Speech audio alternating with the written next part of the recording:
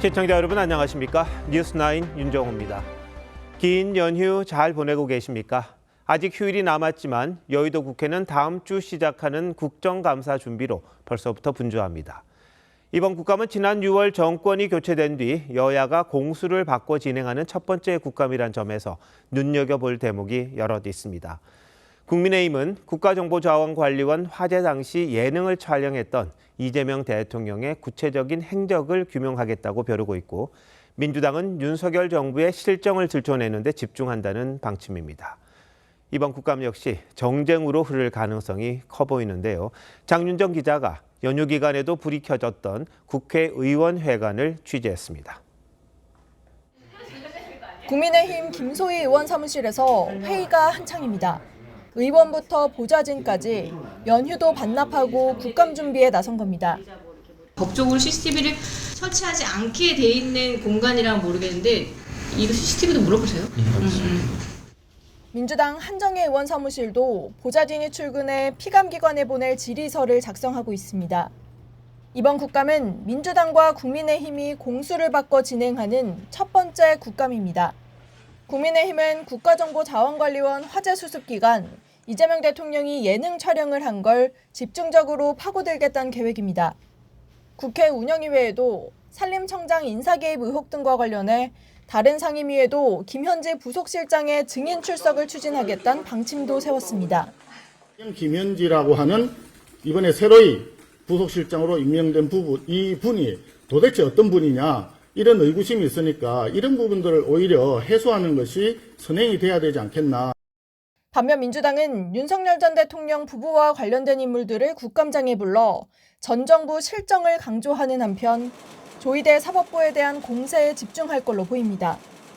국감 기간 민생법안 처리도 예고했는데 야당의 공세를 민생 발목 잡기 프레임에 가두겠다는 방어 전략으로 풀이됩니다. 연휴 직후에 바로 본회의를 열어서 국민이 애타게 기다리고 계신 70여 개의 비쟁점 민생 법안부터 처리하도록 합시다.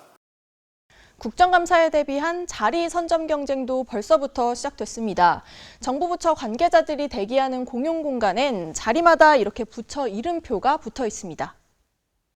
오는 13일부터 3주 동안 진행되는 이재명 정부 첫 국정감사엔 현재까지 약 370명이 증인으로 채택됐습니다. TV조선 장윤정입니다. 예상은 했지만 추석 민심에 대한 여야의 아전인수식 해석은 변함이 없었습니다. 민주당은 국민의힘을 독보서세까지 비유하면서 이른바 내란 청산에 주력하라는 말을 들었다고 했고요. 국민의힘은 현 정권이 벌써부터 레드카드를 받고 있다고 반격했습니다. 여야가 받아들이는 민심은 왜 이렇게 다른 건지 전정원 기자가 알아봤습니다. 추석 민심 관련 기자간담회를 연 민주당은 내란 청산과 개혁 추진 요구가 민심이었다고 규정했습니다. 개혁 속도를 두고 정부와 여당 간 이견이 있다는 지적엔 설거지에 소음이 안 날 수 있겠느냐며 야당에 화살을 돌렸습니다. 이 많은 설거지 그릇을 남겨놓은 사람들이 설거지를 도와주기는커녕 시끄럽다고 적반하장식으로 뻔뻔하게 우기고 있습니다. 특히 국민의힘을 겨냥해 독버섯처럼 고개를 들고 국정의 발목을 잡고 있다고 비판했습니다. 다만 청산과 개혁을 조용히 추진하라는 건 역시 민생이었다며 국민이 피로감을 느끼지 않게 연내에 신속하게 마무리하겠다고 했습니다. 반면 국민의힘은 추석 민심이 이재명 정권의 레드카드를 꺼내들었다며 정반대 해석을 내놨습니다. 연휴 기간 동안 논란이 됐던 대통령의 예능 출연, 이진숙 전 방통위원장 체포를 거론하며 흰자랑과 보여주기에 국민이 분노했다고 강조했습니다. 민생을 챙기는 정당과 정부가 아니라 1인 정당, 1인 독재를 향해서 나아가는 그런 잘못된 방향성을 가지고 있다는 점. 그러면서 지금은 반성과 솔직한 사과가 우선이어야 할 때라며 힘으로 누르려고 든다면 국민의 냉혹한 심판을 피할 수 없을 것이라고 했습니다. 여야 모두 자기 반성 없는 아전인수식 민심 해석으로 책임 공세에만 몰두하고 있다는 지적이 나옵니다. TV조선 전정원입니다. 지방선거는 아직 한참 남았습니다. 그런데도 여야의 신경전이 이미 시작됐습니다. 추석 연휴 직전에는 민주당이 오세훈 서울시장의 한강버스 사업을 두고 맹공을 펼쳤었죠. 그러자 이번엔 오세훈 시장이 강북 지역 여권 정치인들을 겨냥해 공세를 시작했는데 이들 가운데는 서울시장 출마가 예상되는 인물들이 많습니다. 오 시장이 뭘 가지고 이들을 공격한 건지 변정현 기자가 알아봤습니다. 오세훈 서울시장이 SNS를 통해 강북의 변화를 강조하며 서울 강북 지역의 재건축, 재개발 사업에 속도를 내겠다고 강조했습니다. 오 시장은 강북 지역의 주거정비 사업 시계가 장시간 멈췄다며 강북 유권자들의 선택을 받았던 많은 정치인들이 통렬히 반성해야 한다고 지적했습니다. 오 시장은 강북구의 한 재정비 촉진구역 공급 계획을 사례로 들었는데 앞서 박원순 서울시가 재건축, 재개발에 소극적이었던 걸 지적한 거라는 게 오 시장 측 설명입니다. 특히 지난 총선에서 서울 강북, 노원, 도봉, 중랑 등 강북 일대는 도봉갑 한 곳을 빼고는 모두 민주당 후보가 당선됐을 만큼 대표적 여권 강세 지역으로 꼽힙니다. 지난주 민간임대주택 규제를 완화하는 방안을 내놓은 데 이어 강북 개발 카드로 본격적인 지방선거 준비에 나선 거란 해석이 나옵니다. 이 민주당 정부는 그걸 죄악시하기 때문에 모순되는 행보를 보일 수밖에 없는 거죠. 정치권에선 서울시가 야심차게 출범한 한강버스가 열흘 만에 운행을 중단한 뒤 여권으로부터 공세가 이어진 데 대한 역공이란 분석도 있습니다. 이런 가운데 국민의힘 나경원 의원이 경기지사 후보군에 자신을 포함시키지 말아달라고 공개 요구했는데 서울시장 출마 가능성을 염두에 둔 것 아니냐는 시각도 있습니다. TV조선 변정현입니다.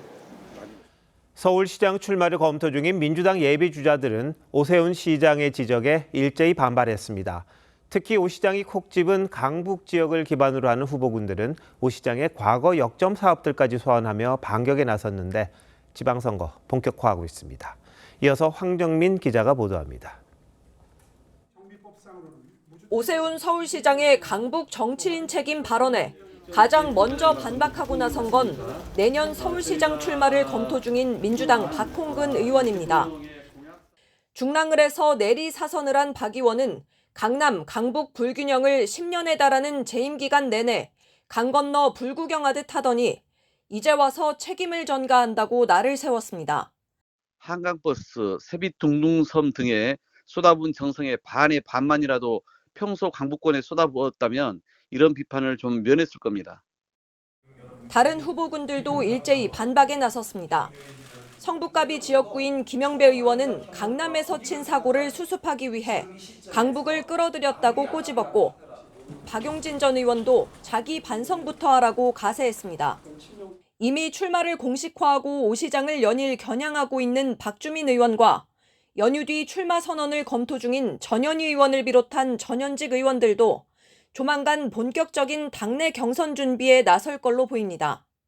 당 안팎에선 인지도 등에서 현역 프리미엄을 누리는 오세훈 시장을 꺾을 적임자가 현재로선 마땅치 않다는 평가 속에 김민석 총리 차출론과 유명 기업인 영입 필요성도 꾸준히 거론되고 있습니다.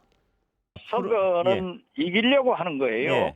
서울시장 누가 1번을 달고 나오느냐에 따라서 전국 선거에 미치는 영향이 크기 때문에 당 지방선거 기획단이 논의 중인 당원 50%, 일반 여론조사 50%, 광역단체장 경선룰 유지 여부 등을 놓고 후보들 간 신경전도 한층 치열해질 전망입니다. TV조선 황정민입니다.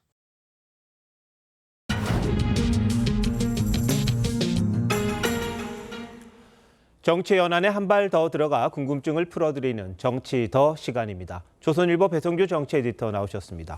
안녕하세요. 안녕하세요. 자, 오늘 다룰 주제 뭡니까? 네, 대통령의 시간입니다.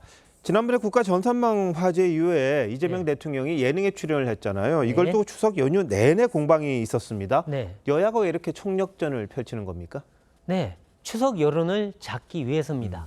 이 추석 때는 가족들이 다 모이고 또 정치적 여론이 형성이 됩니다. 여야 모두 밥상 이슈 잡기 경쟁을 벌이는데 야당이 대통령 예능 출연으로 이른바 선빵을 날린 겁니다. 국가 재난관리보다 예능 홍보가 더 중요하냐고 공격을 한 건데요. 그러자 대통령실은 K푸드 홍보를 위한 출연이었다. 즉 국정, 위한 일환이었다라고 반격을 한 겁니다.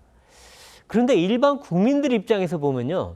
이게 서로 고소 고발까지 하면서 이렇게 사생결단으로 싸울 일인가 의문스럽다는 반응이 많았습니다. 자, 근데 대통령이 예능 출연한 게 이번이 처음은 아니잖아요. 네. 근데 과거에도 비슷한 논란이 있었던 것 같기도 하고요. 네, 그렇습니다. 논란이 있었습니다.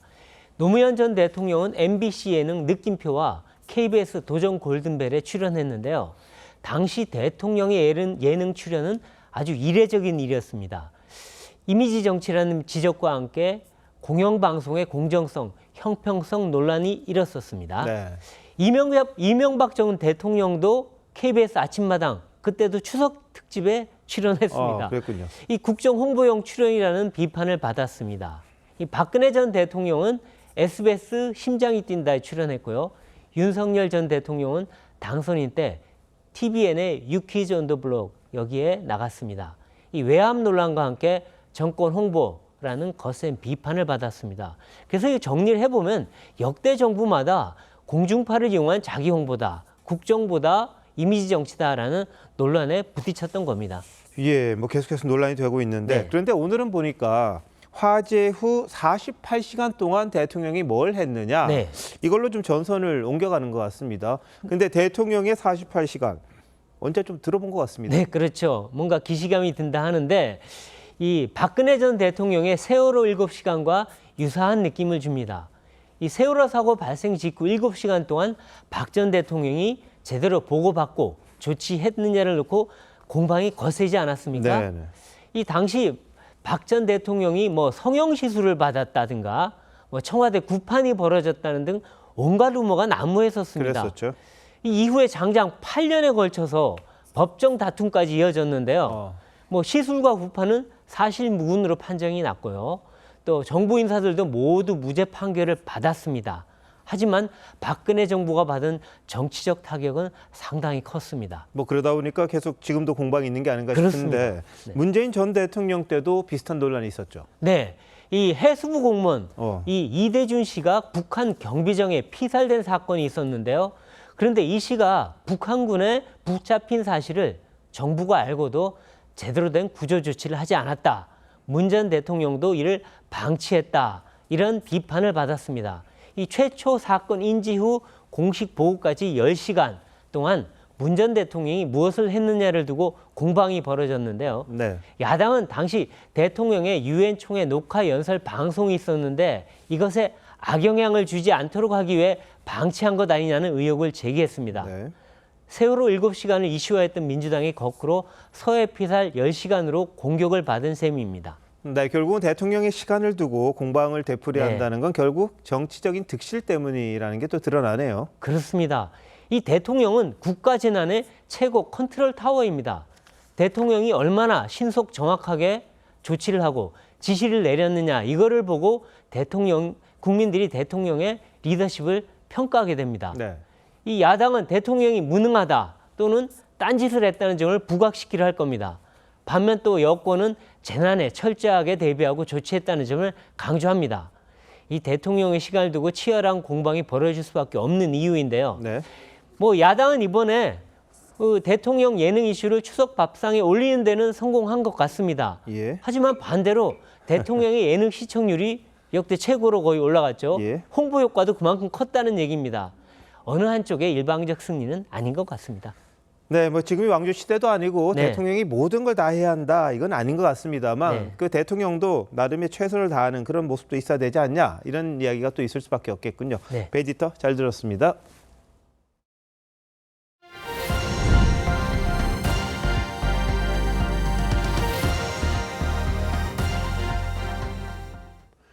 우리 기업들의 어려움이 가중되고 있습니다. 미국에 이어 유럽연합까지 수입산 철강 관세를 2배로 올리겠다고 예고했습니다.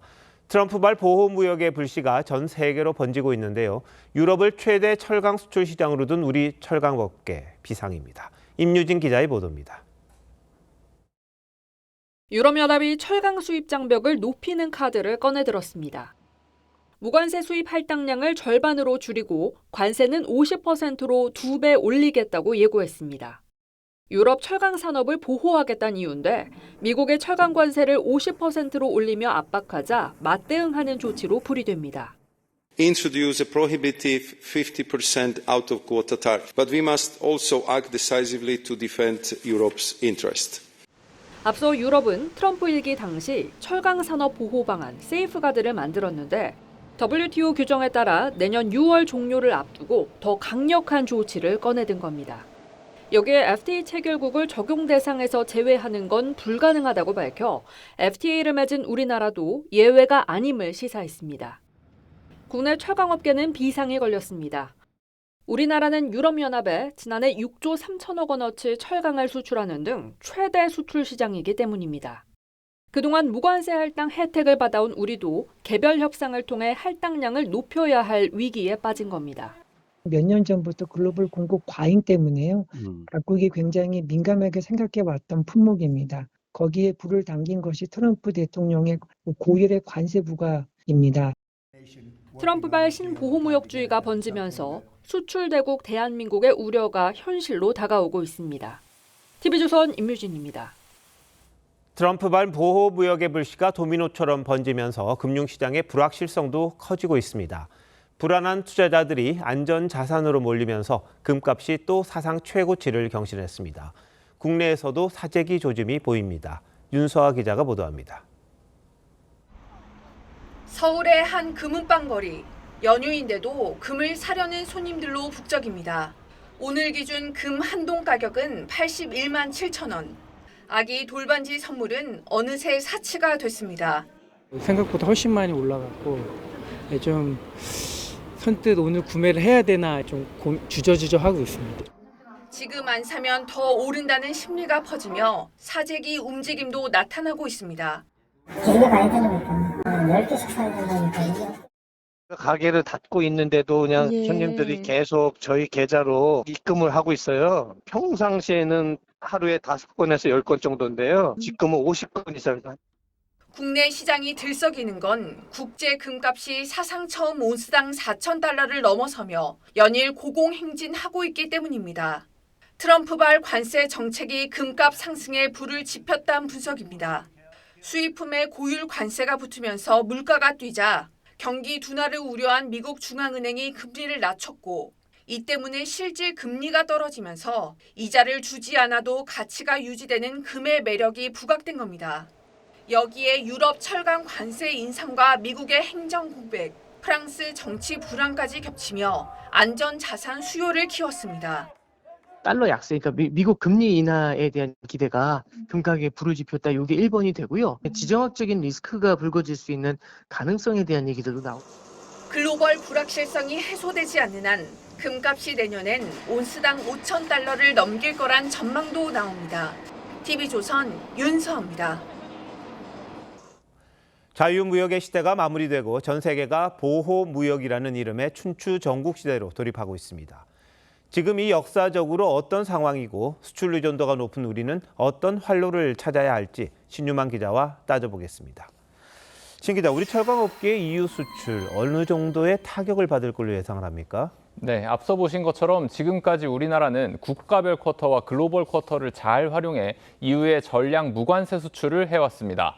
좀 더 자세히 보면 한국산 철강 전용 쿼터 263만 톤, 글로벌 쿼터 117만 톤을 합쳐서 380만 톤 규모였는데요. 글로벌 쿼터 전체가 47% 줄었으니 우리가 활용할 수 있는 양도 그만큼 줄어들 가능성이 크고요.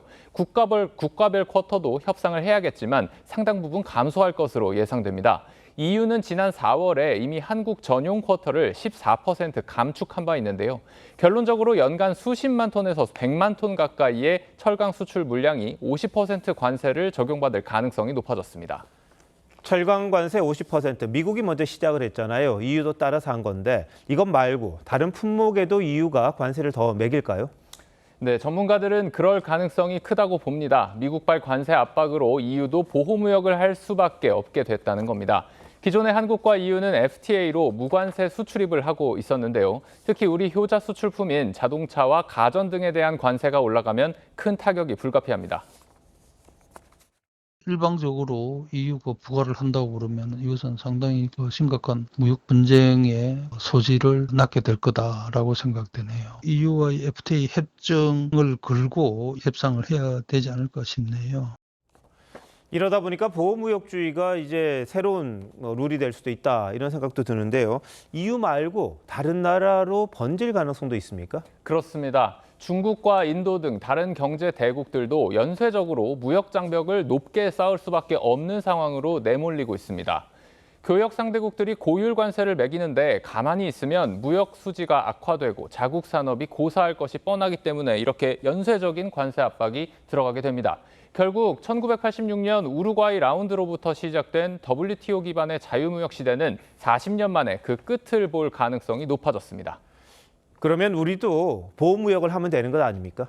우리는 내수 시장이 작아 수출에 의존하고 있는 나라죠. 우리가 보호무역을 하는 건 사실상 불가능합니다. 지난해 우리 GDP 대비 상품 수출 비율은 37.6%, G20 회원국 중에 가장 높고 평균의 2배를 넘습니다. 또 우리는 미국과 안보로 깊게 얽혀 있어 미국을 배제한 다자주의 무역을 적극 추진하거나 중국을 중심으로 한 새로운 무역권으로 들어가는 것도 가능하지 않습니다. 그렇다면 우리는 어디서 활로를 찾아야 합니까?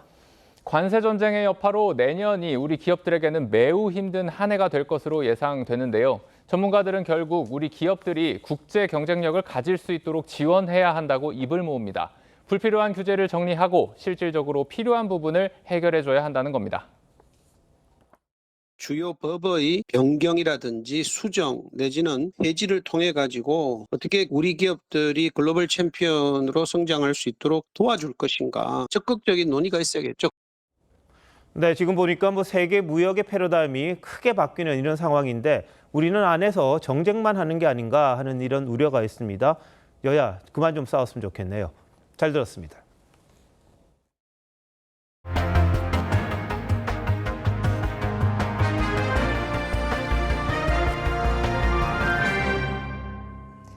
추석 연휴가 어느덧 막바지에 접어들었습니다. 연휴 내내 궂은 날씨가 이어졌는데 오늘은 모처럼 화창한 가을 하늘을 만날 수 있었습니다.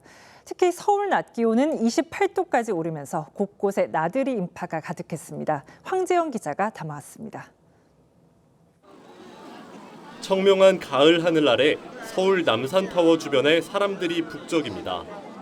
긴 연휴 기간 모처럼 맞은 화창한 날씨에 가을을 즐기러 온 가족이나 친구 단위 나들이객들입니다. 맨날 늦게 퇴근하실 때도 있는데 이런 주말도 아니고 노는 게 좋다고 느꼈어요. 어머니는 경치를 즐기는 사랑스러운 딸의 뒷모습을 사진으로 남기기도 합니다. 전국 대부분 지역에서 맑은 날씨가 이어졌고 서울 낮 최고 기온은 28도를 기록했습니다. 서울 도심을 한눈에 볼 수 있는 전망대는 발 디딜 틈이 없을 정도였습니다. 오늘 서울의 미세먼지 농도는 좋음 수준인데 북한산 정상까지 선명하게 보일 정도입니다. 도심공원의 돗자리만 펴도 가을 정취가 물씬 풍깁니다. 아이들은 할머니와 공놀이를 하거나 친구들과 놀이터에서 신나게 뛰어놀았습니다. 엄마 아빠는 오랜만에 온 가족이 함께 나온 나들이에 미소가 끊이지 않습니다. 이번 연휴가 정말 직장인에게는 엄청 큰 복인 것 같아요. 엄마 아빠 입장에서도 굉장히 좀 행복한 한 주가 되고 있습니다. 간식도 먹고 킥보드도 탔어요. 놀이터도 가고 여러 가지 하면서 놀고 싶어요. 황금 연휴 중반 펼쳐진 파란 가을 하늘이 사람들 마음도 따뜻하게 어루만진 하루였습니다. TV조선 황재영입니다. 명절이지만 밥 한 끼 제대로 챙기기 어려운 어르신들도 많습니다. 이분들을 위해 연휴에도 무료 급식소가 문을 열었습니다. 기꺼이 봉사에 나선 이웃들 덕분에 어르신들도 따뜻한 명절을 맞았습니다. 이나영 기자가 현장에 다녀왔습니다. 이른 아침 어르신들이 길게 줄을 서 있습니다. 긴 연휴에 혼자 보내는 시간이 많으신 어르신들이 밥 한 끼라도 함께하기 위해 무료 급식소에 모인 겁니다. 3번 타고 와요. 집에서는 애들은 모르게 오는 거지 내가. 나오면 점심도 먹고 사람들 만나가지고 이야기도 하고. 223. 배식이 시작되자 순식간에 자리가 차고 정성껏 차린 한 끼는 어르신들에게 고향의 따뜻함을 떠올리게 합니다. 고향에 아무도 없고 집에 있으면 텔레비전 보고 방 안에 앉아있으니까. 옛날에 수박이고 지금은 서울. 건강을 위해서 걸어다니고 봉사자들은 이렇게 1시간 동안 300여 명에게 급식을 나눠줍니다. 연휴 기간에 이제 식사 챙겨 드시기 힘든 분들 도와드릴 수 있어서 뿌듯한 마음이 듭니다. 나이 먹었으니까는 뭐 애들도 이제 뭐 명절 지나고 없고 봉사할 나이도 됐고. 연휴에도 봉사를 택한 이들의 나눔으로 명절의 온기가 채워집니다. TV조선 이나영입니다. 팔레스타인 가자 지구에 전할 구호품을 싣고 가던 민간 선박을 이스라엘이 납포했습니다. 여기엔 한국인 1명도 타고 있었는데 정부는 억류된 우리 국민의 빠른 석방을 요청하고 있다고 밝혔습니다. 장동욱 기자입니다. 구호 선박의 탑승객들이 급하게 구명조끼를 챙겨 입습니다. 노트북을 넘겨주지 않기 위해 바다에 던져버리기도 합니다. 선박에 접근한 이스라엘군은 승선 뒤 배에 설치된 CCTV를 소총으로 마구 내리쳐 부숩니다. 현지 시간 오늘 새벽 구호품 전달을 위해 팔레스타인 가자지구로 향하던 민간 선단이 가자지구에서 220km 떨어진 공해상에서 이스라엘군에 납포됐습니다. 한국인 1명을 포함해 활동가 150여 명이 억류됐습니다. 저는 모든 동지들, 친구들, 가족들에게 대한민국 정부의 압력을 강하여 제 즉각적인 석방을 요구해 주시기를 호소합니다. 이스라엘 외무부는 탑승자들이 안전하다며 이들이 이스라엘 항구로 이송됐고 추방될 예정이라고 밝혔습니다. 그러면서 합법적인 해상 봉쇄를 뚫고 전투 지역에 접근하려던 시도를 저지했다고 주장했습니다. 구호 선단 측은 이스라엘이 법적 관할권이 없는 국제 해역에서 인도적 선단을 불법 납포했다고 비난했습니다. 국제법상 불법이고 외교부에 신변을 보호해달라고 요청을 한 바 있습니다. 이스라엘은 지난 1일에도 스웨덴 환경운동가 툰베리 등 450여 명이 탄 민간 구호 선단을 납포했습니다. 우리 정부는 구금된 우리 국민이 빠른 시일 내에 석방될 수 있도록 이스라엘 당국에 요청하고 있다고 밝혔습니다. TV조선 장동입니다. 연휴 기간 거리 곳곳에 내걸린 정치인들의 추석 인사 현수막 많이 보셨죠? 일부 지역에는 지나치다 싶을 정도로 난립해 있어서 운전자와 보행자의 시야까지 가리고 있습니다. 상당수가 불법 현수막이지만 단속은 느슨합니다. 이성진 기자가 취재했습니다.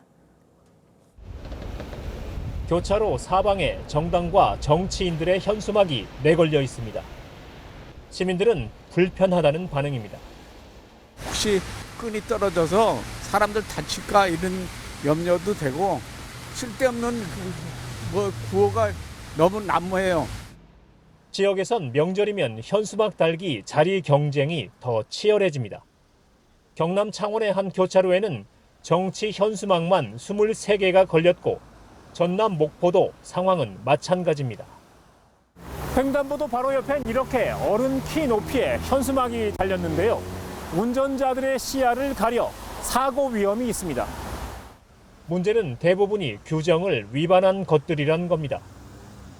정당과 정당 지역위원장 명의의 현수막을 제외하곤 지자체 승인을 받아 지정된 장소에 걸어야 하지만 이를 지키지 않은 겁니다. 신고를 하지 않는 것은 이제 사실은 위법한 건데 뭐 다 하거든. 단속권을 가진 지자체도 정치 현수막을 철거하기엔 부담이 있다고 말합니다. 권력을 지닌 사람들 아닙니까? 그렇게 할 수 없는 입장이지. 나중에 뭐 보복이 몇 배인데.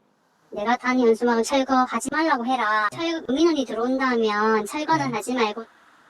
지자체는 연휴가 끝나는 10일부터 규정 위반 현수막을 철거하겠다고 밝혔지만 반복되는 불법 정치 현수막을 막을 근본적 대책이 필요하다는 지적이 나옵니다. TV조선 이성진입니다.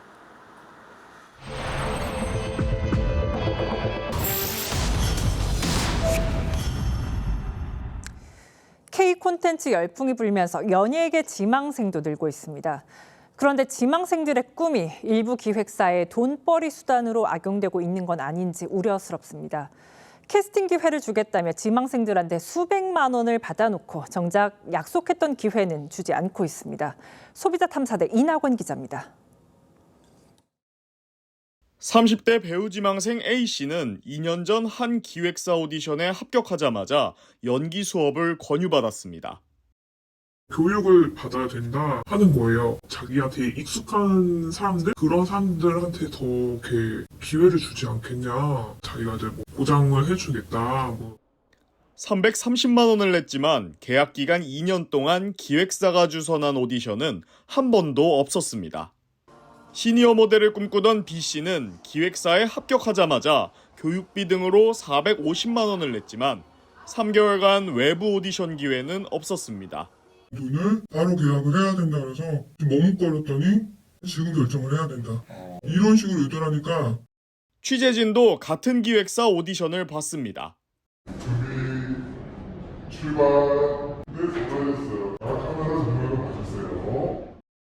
당일 합격 통보를 한 기획사는 405만 원짜리 멤버십 가입을 권했습니다. 마케팅에 해당하는 요소로 인해서 적극적으로 관장하거나 표현할 수는 있겠으나 나올 수 있는 구로에 해당하는 부분들은 저희도 인지하고 있고. 또 다른 기획사는 아역 배우로 키워주겠다며 각종 명목으로 수백만 원을 받았지만 환불을 요구하자 위약금을 언급합니다. 이거 계약 안 하겠다. 그랬더니 이미 사인을 했기 때문에 너희가 환불을 요구한다면 우리는 너한테 위약금을 청구할 거야. 위약금은 원래 계약 금액의 3배야.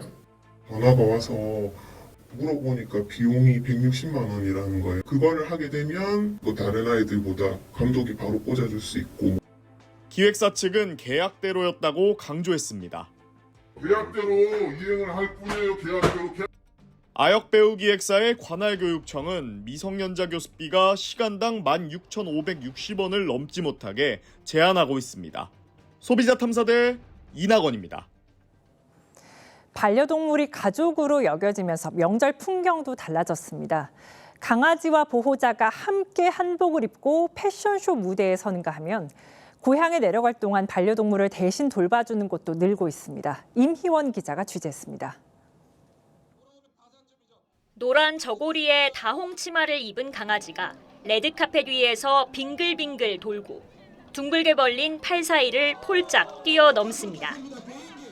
옷과 머리에 나비 모양 장식을 한 강아지도 박수를 받으며 무대를 거닙니다. 더 좀 돋보이지 않을까 싶어서 굉장히 최고의 명절이니까 저도 추석맞이 반려견 한복 패션쇼에는 강아지와 주인 30여 팀이 참가해 임금님 골룡포부터 전통올레 원삼까지 각양각색의 패션을 뽐냈습니다. 같은 가족이랑 같이 한복을 입었어요. 너무 재밌죠? 너무 행복하죠? 전문 훈련사가 간식을 보여주자 강아지들이 꼬리를 흔들며 달려옵니다. 명절 동안 집을 비우는 주민들이 지자체가 운영하는 동물보호센터에 반려견들을 맡긴 겁니다. 센터에서는 반려견이 잘 지내고 있는지 이렇게 사진을 찍어 보호자에게 전송해 줍니다. 돌봄 공백을 최소화하고 또 동시에 이제 반려동물들이 유실유기되는 경우를 방지하기 위해서 최장 열흘에 이르는 이번 연휴를 반려견들도 함께 즐기고 있습니다. TV조선 임희원입니다.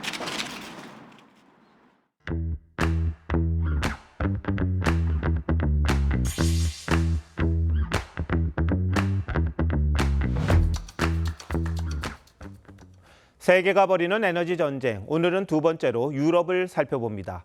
러시아와 우크라이나의 전쟁으로 심각한 에너지 위기를 겪은 뒤 유럽 국가들에게 에너지 확보, 생존의 문제가 됐습니다. 그중에서도 유럽의 양강이죠. 독일과 프랑스는 전혀 다른 에너지 믹스 정책을 택했는데 원전과 재생에너지를 두고 말이 많은 우리나라에 시사하는 바도 적지 않습니다. 오연주 기자의 보도입니다. 대형 원전 2기가 수증기를 내뿜습니다. 원전 바로 앞 강에서는 주민들이 카약을 즐깁니다. On a la proximité. Alors effectivement, il y a la proximité avec la centrale qui fait que voilà, je pense que ça peut permettre également d'avoir un beau cadre. 유럽의 원전 강국인 프랑스는 10여 년 전 한때 탈원전을 추진했습니다. 하지만 러우 전쟁으로 에너지 위기를 겪은 뒤 탈원전을 철회하고 2050년까지 최대 14기의 원전을 짓기로 했습니다.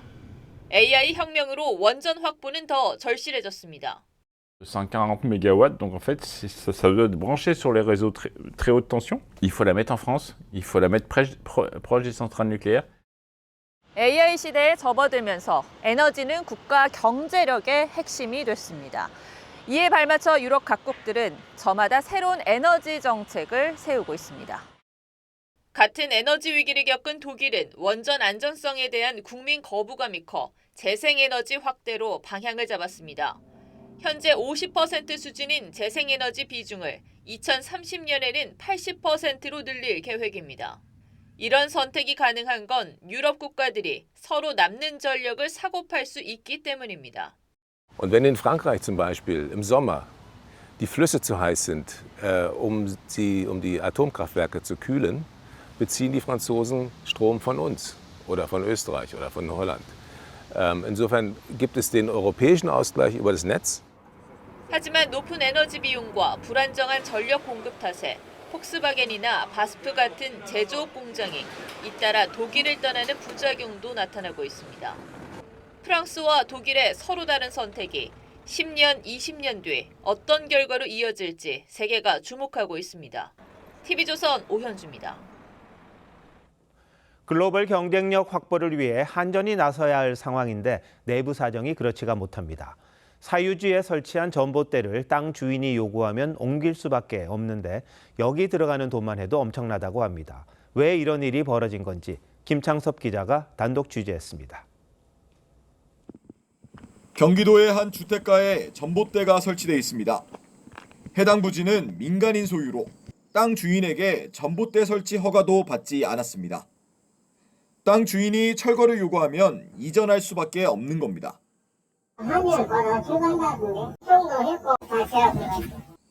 이 같은 문제 때문에 전봇대는 국공유지에 설치하는 게 원칙입니다. 하지만 국공유지가 부족해 부득이하게 사유지에 설치한 전봇대는 전국에 192만 개로 전체의 19%에 달하는 것으로 나타났습니다. 특히 땅 주인의 명확한 동의를 받지 못한 채 여전히 사유지에 있는 것도 132만 개나 됩니다. 한국전력은 구두협의 등을 거쳤다는 입장이지만 문서화된 근거가 없어 땅 주인의 요구가 있을 경우 전봇대를 이전 설치할 수밖에 없는 상황입니다.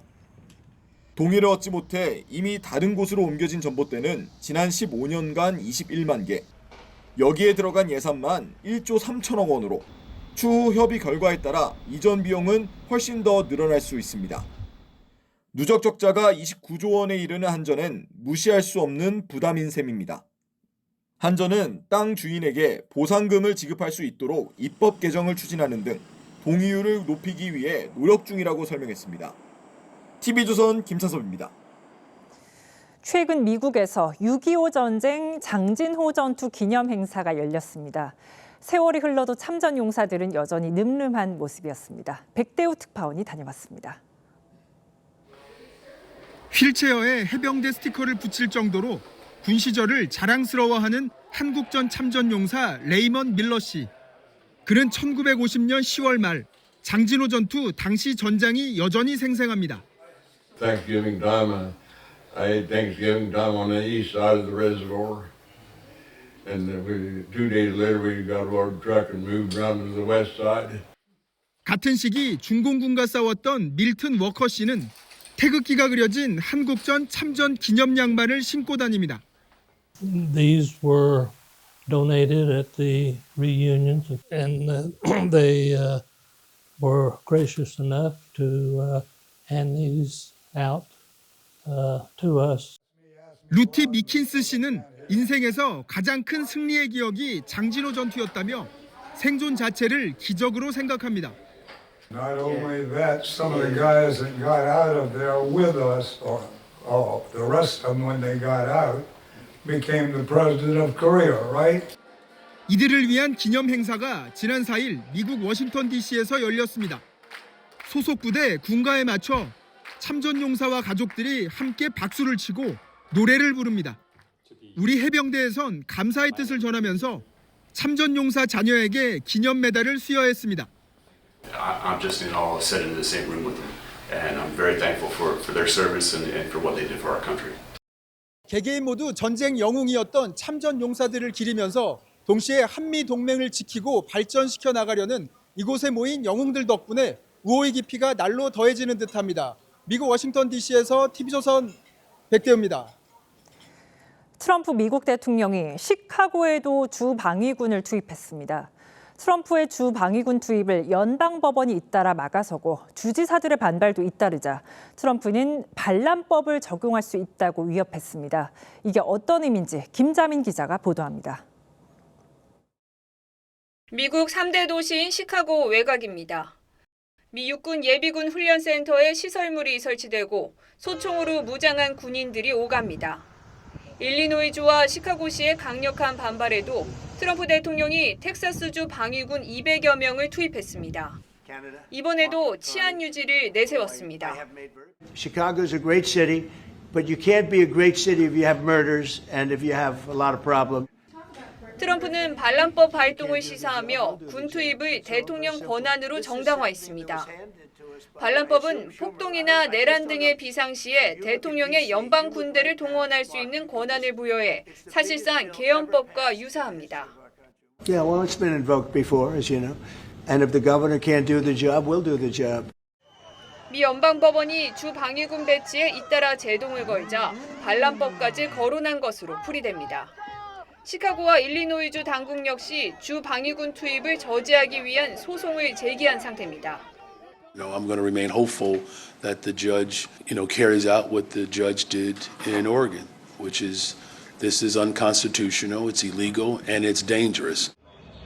트럼프는 앞서 워싱턴 DC와 로스앤젤레스 등에도 범죄 단속을 이유로 주 방위군을 투입했습니다. 모두 민주당 지지세가 강한 지역이어서 군을 정치적으로 이용하고 있다는 비판이 커지고 있습니다. TV조선 김자민입니다. 에콰도르에서 정부의 연료 보조금 폐지에 반대하는 반정부 시위가 격화하고 있습니다. 대통령이 탄 차량까지 공격을 받았습니다. 우리 외교부는 여행 취소를 권고했습니다. 최윤정 기자입니다. 성난 시위대가 대통령이 탄 차량을 발견하자 사정없이 돌을 집어던집니다. 유리창은 깨져버렸고 차량 곳곳은 찌그러졌습니다. 현지 시간 7일 에콰도르 수도인 키토 남부 카냐르주에서 다니엘 노보아 대통령이 탄 차량이 이동하던 중 시위대 500여 명의 공격을 받았습니다. 현지 정부는 암살 시도로 규정하고 5명을 구금했습니다. 대통령은 다치지 않았지만 차량에서 총알 자국이 발견됐다고도 전했습니다. Tirar piedras, dañar bienes del Estado, eso solamente son criminales. 에콰도르에서는 정부가 재정 건전성을 이유로 디젤 보조금을 폐지하자 원주민 단체가 주도하는 항의 시위가 16일째 계속되고 있습니다. 시위대는 파업을 벌이며 도로를 봉쇄했고 진압에 나선 군경과 충돌하면서 인명피해도 속출했습니다. Una política de miedo que lo que hace es a la gente que está organizada decirle si vos sales a protestar, si vos sales a manifestarte te meto preso. 시위가 격화하자 외교부는 오늘 오후 3시부터 에콰도르 내륙 지역에 특별 여행주의보를 발령하고 방문을 취소하거나 연기해달라고 당부했습니다. TV조선 최윤정입니다. 막판 상승세로 3위를 차지한 SSG와 NC의 돌풍을 잠재운 삼성의 준 플레이오프가 내일 시작됩니다. 화끈한 타격의 삼성과 마운드가 탄탄한 SSG의 대결은 창과 방패의 싸움입니다. 성민혁 기자입니다. 삼성은 원태인에 이어 가라비토까지 총동원해 NC를 틀어막았습니다. 하지만 아직 타선이 터지지 않고 있습니다. 정규 시즌 삼성은 팀 홈런과 팀 OPS 1위로 10개 구단 중 가장 화끈한 방망이를 자랑했습니다. 하지만 와일드카드 2경기에선 팀 타율이 1할 때 특히 2차전에선 안타 1개로 힘겨운 승리를 거뒀습니다.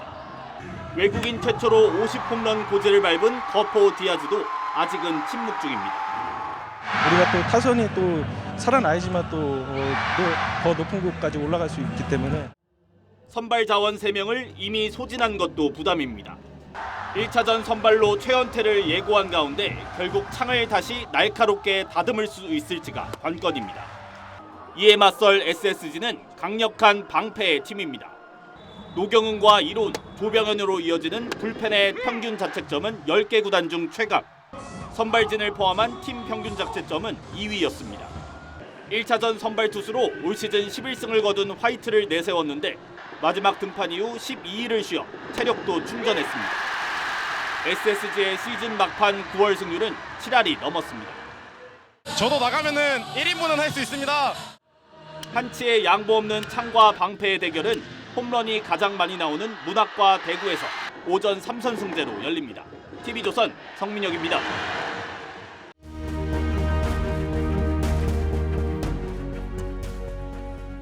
Parents of small children invariably discover its uses.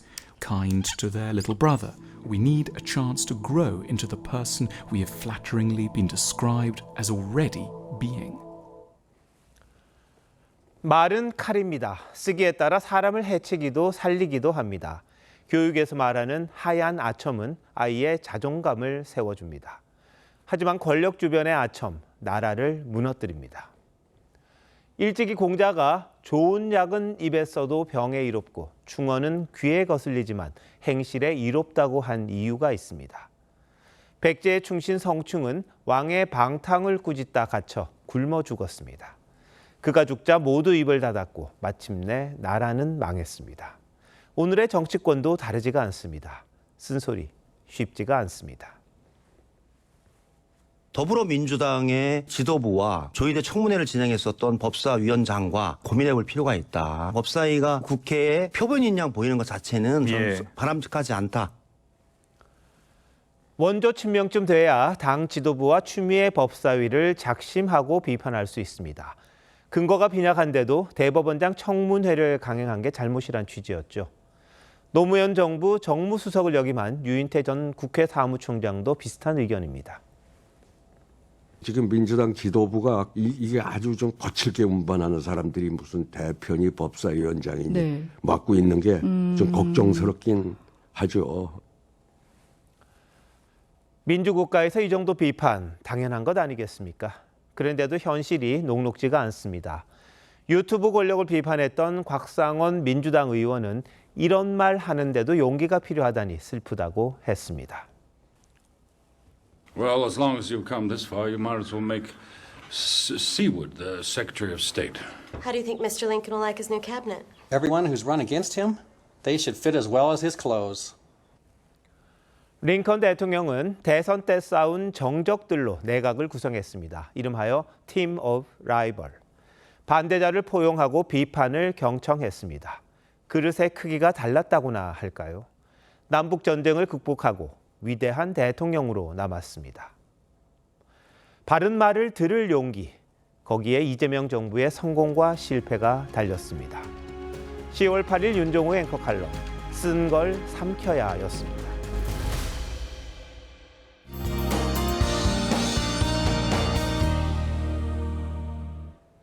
연휴 들어 처음으로 맑은 하늘이 드러났습니다.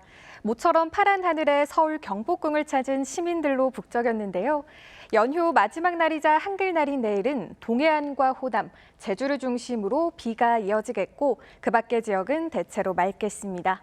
내일까지 강원 동해안과 산지에 5에서 20mm, 호남과 제주에 5mm 안팎의 비가 내리겠습니다. 부산과 울산, 경북 동해안을 중심으로는 바람이 강하게 불겠습니다. 내일 아침 기온 서울 18도, 부산 21도로 출발하고요. 오늘 28도까지 오른 서울은 내일 22도까지 떨어져 평년 기온을 회복하겠고 남부지방은 25도를 웃돌겠습니다. 연휴가 끝난 뒤 금요일 밤부터 수도권과 강원에 비가 내릴 전망입니다. 날씨였습니다. 10월 8일 수요일 뉴스9 마칩니다. 시청해 주셔서 고맙습니다.